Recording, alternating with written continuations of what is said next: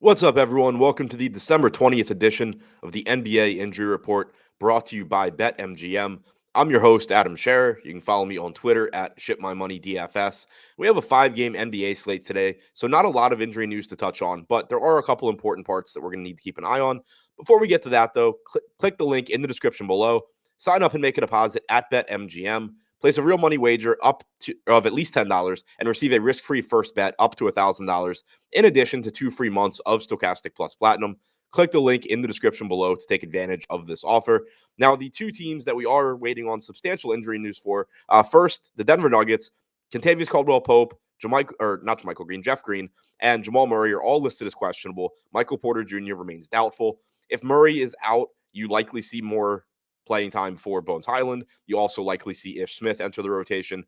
If Green is out, not exactly sure how the rotation is going to change. You could just see more Christian Brown, with Bruce Brown playing some minutes at the 4, and then Devon Reed getting in the rotation. That's likely. You also could see Zeke Naji crack the rotation. And Kentavious Caldwell-Pope also would likely lead to more playing time for Bones Highland, Christian Brown, and Devon Reed. Jamal Murray, if he is out, also has an impact on the rates of everyone else.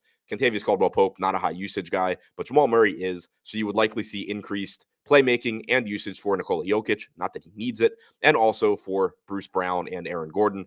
The other team that we don't have an injury report yet because they played last night and they're in a late game tonight, but where we do have a lot of questions, is the Phoenix Suns. Devin Booker missed last night's game, so I'm considering him questionable for now until we hear otherwise.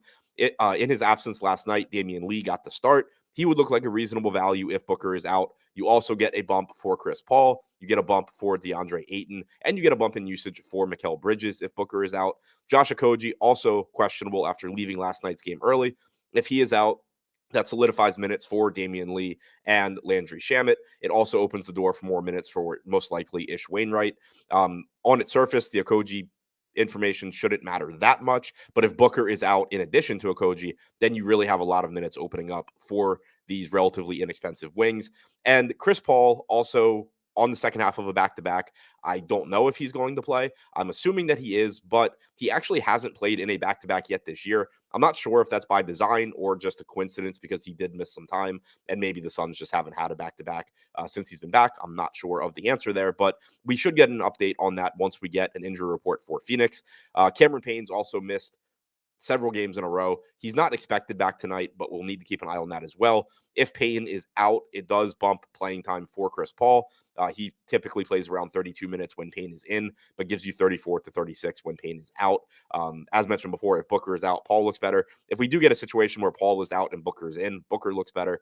But we'll have to keep an eye on the injury report for that. So to recap, the pieces of news that we are waiting on right now, Kentavious Caldwell-Pope, Jeff Green, and Jamal Murray, all questionable for Denver, while Michael Porter Jr. is doubtful. And Devin Booker and Josh Okogie are questionable for the Suns, while Chris Paul is also on a back-to-back, so we'll need confirmation that he's good to go as well.